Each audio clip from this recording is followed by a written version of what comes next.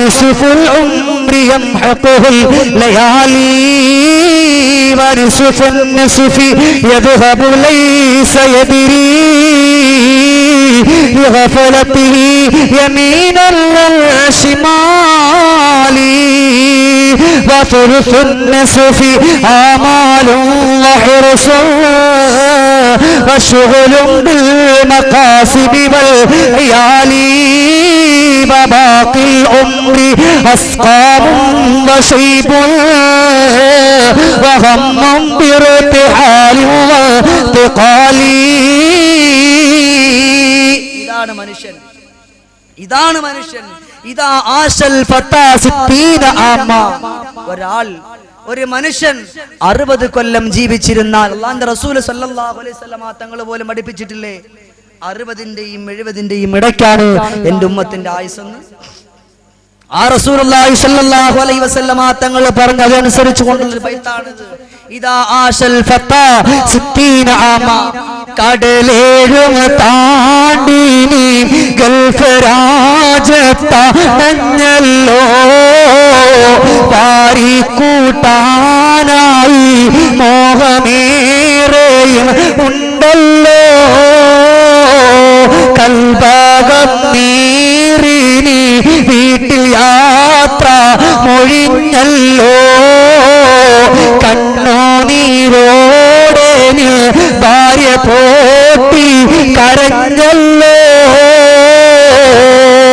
എന്റെ പ്രിയമുള്ള സഹോദര, ദുനിയാവിന് വേണ്ടിയിട്ട് ഗൾഫിലേക്ക് പോകുമ്പോ, മക്കളെ കെട്ടിക്കുന്ന ആവശ്യം പറഞ്ഞുകൊണ്ട് ഗൾഫിലേക്ക് പോകുമ്പോ, എന്റെ പൊന്നുമോള് വളർന്നു വരികയാണല്ലോ, അവളെ കെട്ടിച്ചയക്കണമല്ലോ എന്ന് പറഞ്ഞുകൊണ്ട് അന്യനാടുകളിലേക്ക് ഭാര്യന്റെ സുഖങ്ങളെയും മക്കളുടെ സുഖങ്ങളെയും ബന്ധുമിത്രാദികളുടെ എല്ലാ സുഖങ്ങളും വലിച്ചെറിഞ്ഞുകൊണ്ട് ഗൾഫ് രാജ്യങ്ങളിലേക്ക് പോകുന്ന സഹോദര, അടുത്ത കൊല്ലം നീ തിരിച്ചു വരുമെന്ന് എന്തുറപ്പിലാ സഹോദര പോകുന്നത്? ഇതാ ആശൽ ഫത്താ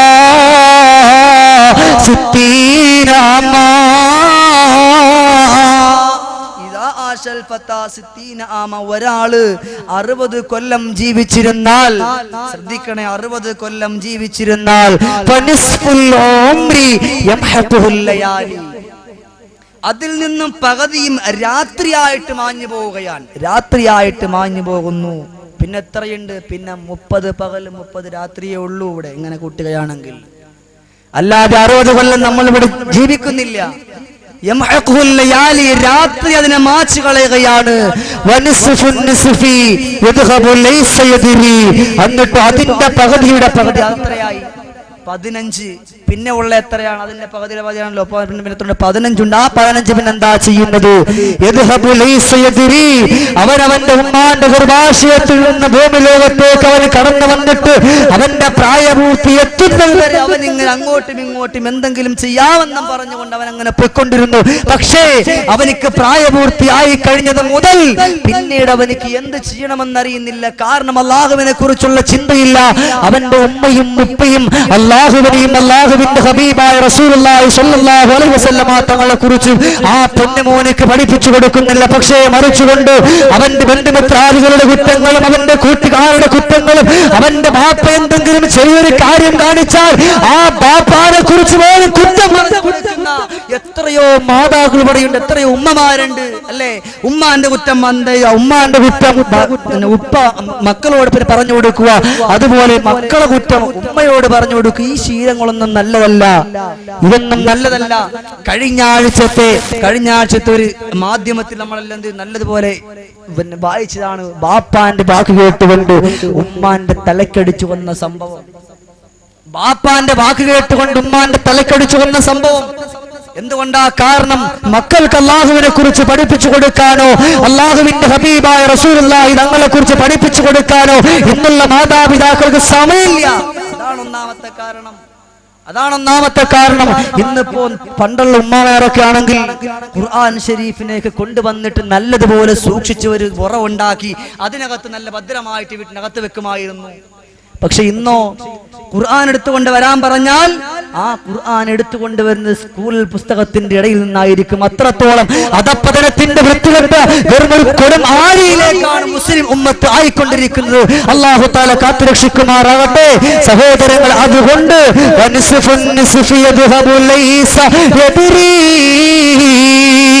ഒന്നും അറിയാതെ എന്ത് ചെയ്യണോന്ന് പോലും അറിയില്ല, ഇങ്ങനെ അങ്ങോട്ട് കൊണ്ട് തേരാ പാരാ പോവുകയാണ്. പാടില്ല. എങ്ങനെ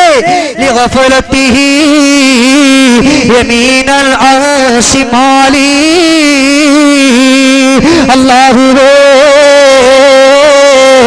ഞാൻ നമസ്കരിച്ചിട്ടില്ല എങ്കില്ല സുബഹി നമസ്കാരം ഖലാക്കിയാലോ, ഇശാ നമസ്കാരം ഖലാക്കിയാലോ, ഏതെങ്കിലും ഒരു വഖത്ത് നമസ്കാരം ഖലാക്കിയാൽ അല്ലാഹുവേ എന്നെ നീ ശിക്ഷിക്കുമല്ലോ എന്നുള്ളൊരു ചിന്ത അവനക്കില്ലാതെ മുന്നോട്ട് പോവുകയാണ്. തുറന്നിട്ടില്ല. അവന് കള്ളു കുടിച്ചാൽ കള്ളു കുടിക്കുന്നതിനെ കുറിച്ചിട്ടോ നാളെ അല്ലാഹുവിന്റെ കോടതിയിലേക്ക് വരുമ്പോ കോടതിയിൽ വെച്ചുകൊണ്ട് അവനെ ചോദിക്കുമെന്നുള്ള കാര്യം അവൻ ചിന്തിക്കുന്നില്ല. അവന് സ്വന്തമായിട്ടുണ്ടാക്കുന്ന കാശുണ്ടല്ലോ, ആ കാശ് കൊണ്ട് അവനെ ചെയ്തു തീർക്കുന്നതെന്താ? വെറും ഒരു ഗ്ലാസ് വെള്ളം മേടിച്ചു കുടിക്കാൻ അവൻ ചെന്നുകൊണ്ട് കാശ് വാരി എറിയുമ്പോ എന്റെ പ്രിയപ്പെട്ട യുവാക്കളടങ്ങുന്ന സഹോദരങ്ങളോട് ഞാൻ പറയാ, ഒരു സെക്കൻഡെങ്കിലും നീ എന്ന് ചിന്തിച്ചോ, ഞാൻ ഈ വെള്ളം കുടിച്ചു പോയാ നാളെ അല്ലാഹുവിന്റെ മഹ്ശറാവൻ സഭയിൽ വരുമ്പോ തിളച്ചുരുകുന്ന പാനീയമെടുത്തെന്റെ വായ്ക്കകത്തെ കൊടുക്കുമല്ലോ എന്ന് നീ ചിന്തിക്കാതെ അശ്രദ്ധമായിട്ട് പോയല്ലോ. സ്വത്തുണ്ടായിട്ടും സക്കാത്ത് കൊടുക്കാതെ പോയല്ലോ. ഇതാണ് പറഞ്ഞത് യമീനൽ ശിമാലി. അവനിക്ക് എങ്ങോട്ട് പോകണമെന്നറിയില്ല, ഏത് പാതയിൽ കൂടിയാ അവനിക്ക് പോകേണ്ടുന്ന എന്നറിയുന്നില്ല. തീർന്നിട്ടില്ല.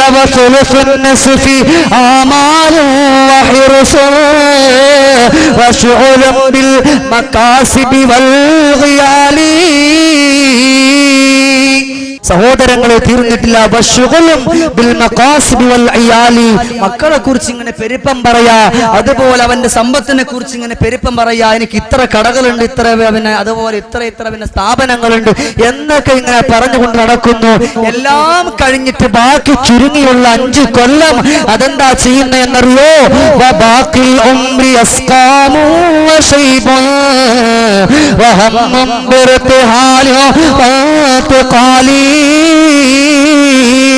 എന്റെ പ്രിയമുള്ള സഹോദര, ഈ 5 കൊല്ലം നീ ജീവിച്ചിരിക്കുമെന്നോ നിനക്കെന്തുറപ്പാ സഹോദരങ്ങളെ ഉള്ളത്? തുഅമ്മിലു ഫിദ്ദുനിയാ തവീലൻ വലാ തദ്രി ഇദാ ജന്ന ലൈലുൽ ഹൽ തഈശു ഇലാ ഫജ്രി وكم من صحيح مات من غير علة وكم من مريض عاش دهرا إلى دهر تؤمل في الدنيا طويلا ولا تدري. ദുനിയാവിൽ എത്ര കൊല്ലമാണ് നീ ജീവിച്ചിരിക്കുന്നതെന്ന് നിനക്ക് പറയാൻ പറ്റുമോ സഹോദര?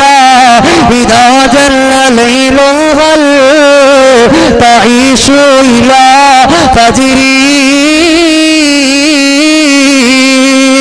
ഈ രാത്രിയിൽ നിന്റെ കിടപ്പറയിലേക്ക് നീ അങ്ങ് ചെന്ന് കിടന്നാൽ നിനക്ക് എഴുന്നേക്കാൻ നാളെ സുബഹി നമസ്കാരത്തിന് വേണ്ടിയിട്ടാ നിനക്ക് എഴുന്നേക്കാൻ കഴിയുമെന്ന നിനക്കെന്തുറപ്പാടാ നിനക്കുള്ളത് തിരഞ്ഞിട്ടില്ല.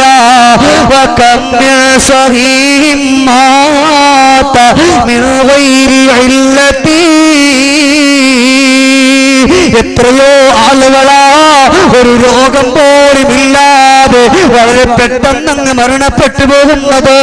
നമ്മളോടൊപ്പം സുബഹി നമസ്കാരത്തിന് വേണ്ടിയിട്ട് പള്ളിയിലേക്ക് വന്നു. പള്ളിയിലേക്ക് വന്നിട്ട് നമ്മളോടൊപ്പം നല്ലതുപോലെയൊക്കെ സംസാരിച്ചുകൊണ്ടിരുന്ന അബ്ദുൽ ഖാദറാക്ക നിമിഷ നേരം കൊണ്ട് എന്ത് ചെയ്തു? വീട്ടിലേക്ക് പോയി. പിന്നെ വിളിച്ചു പറയുന്നു, ഇന്നാലില്ലാഹി വ ഇന്നാ ഇലൈഹി റാജിഊൻ, ഇന്ന വീട്ടിൽ ഇന്നാള് മരണപ്പെട്ടു. അപ്പോഴാണ് നമ്മളെ കന്തം വിട്ടു പോകുന്നത്. ഒരു കുഴപ്പവുമില്ലാതെ വീട്ടിലേക്ക് പോയ ആള് അതാ അള്ളാഹുവിന്റെ വിശുദ്ധമാക്കപ്പെട്ട വചനങ്ങൾ പറഞ്ഞുകൊണ്ട് പറയുന്നു, ഇന്ന ആള് ഈ ലോകത്തോട് വിട പറഞ്ഞു പോയി. അന്തം വിട്ടുപോകും. നമുക്ക് കേൾക്കാൻ പോലും നമ്മുടെ ചെവിക്കത് വിശ്വസിക്കാനേ കഴിയില്ല. അതുകൊണ്ടാണ് പറയുന്നത്, ഒരു രോഗവുമില്ലാതെ എത്രയോ ആളുകളാണ് മരണപ്പെട്ടു പോകുന്നത്. ചിന്തിക്കണം സഹോദരങ്ങളെ. ഇവിടെ നിന്ന് ബാധ പറഞ്ഞു കഴിഞ്ഞിട്ട് ഷമീർ ദാരിമിക്കായിരുന്നാലും അല്ലെങ്കിൽ ഇവിടെ ഇരിക്കുന്ന ആർക്കെങ്കിലും ഒരാൾക്ക് അവന്റെ വീട്ടിലേക്ക് എത്തിച്ചേരാൻ കഴിയുമോ എന്ന് എന്തുറപ്പാണുള്ളത്? എന്തുറപ്പാണല്ലോ? ഒരു ഉറപ്പുമില്ല. എന്നാലോ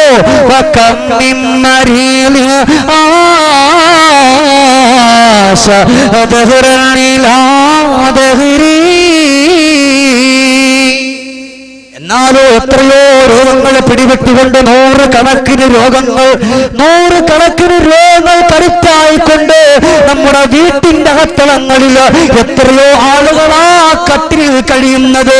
അവർക്ക് അല്ലാഹു തആല ദീർഘായുസ്സിനെ നീട്ടിയിട്ട് കൊടുക്കുന്നത് നമ്മൾ എത്രയോ വീടുകൾ നമ്മൾ കാണാറുണ്ട്. ചില ആളുകൾക്ക് അല്ലാഹു തആല വല്ലാത്ത രോഗങ്ങൾ കൊടുക്കും. പക്ഷേ കട്ടിലിൽ ഒരേപോലെ ഇങ്ങനെ കിടക്കുന്നു. ചില ആളുകൾക്കാണെങ്കിൽ വളരെ പെട്ടെന്ന് അവരുടെ റൂഹുകളെ റബ്ബുൽ ഇസ്സത്തായ തമ്പുരാൻ അല്ലാഹുവിന്റെ അരികിലേക്ക് എടുക്കുകയാണ്. അതുകൊണ്ട് ചിന്തിച്ചുകൊണ്ട് മുന്നോട്ട് പോകുക. ഇന്ന് മുതൽ അല്ലാഹുവേ, ഈ സെക്കൻഡ് മുതൽ അല്ലാഹ് നിനക്ക് വേണ്ടിയിട്ട് ഞാൻ നമസ്കരിക്കുമല്ല. നീ പറഞ്ഞ ഓരോ കാര്യത്തിലേക്ക് ഞാൻ പോകുമല്ല. അല്ലാഹ് ഞാൻ ഇന്ന് കള്ളു കുടിക്കില്ല. അല്ലാഹ് പലിശയുടെ അടുക്കലേക്ക് പോകില്ല എന്നൊരു ഉറപ്പ് ഇവിടെ വെച്ചുകൊണ്ട് ചെയ്യണം. അല്ലാഹു തആല തൗഫീഖ് നൽകി അനുഗ്രഹിക്കുമാറാകട്ടെ. അതുകൊണ്ട് ശേഷിക്കുന്ന 5 കൊല്ലമാണ് എന്നൊരു ചിന്ത ഉണ്ടെങ്കിൽ വബാഖുൽ ഉമ്മി അസ്ഖാമു വശൈബു വഹമ്മം ബിർതിഹാലി വതിഖാലി.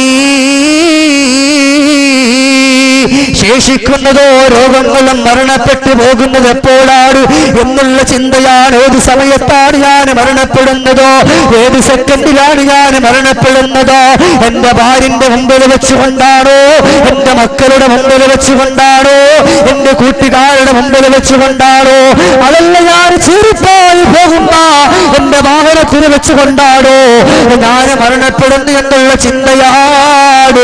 അങ്ങനെ ചിന്തിച്ചുകൊണ്ട് പിന്നെ അവസാന സമയമാകുമ്പോ അല്ലാഹുവിന്റെ പള്ളിക്കകത്തേക്ക് തസ്ബീഹ് മാറിയും തൂക്കിയിട്ട് കാര്യമില്ല സഹോദരാ.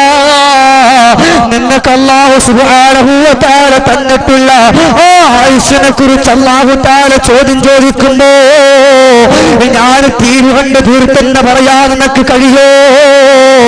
വെറുതെ ഞാൻ എന്റെ കച്ചവടത്തിന്റെ പേരിലോ ഞാനെന്ന് പോയെന്ന് പറയാൻ നിനക്ക് കഴിയോ സഹോദരാ? കഴിയോ?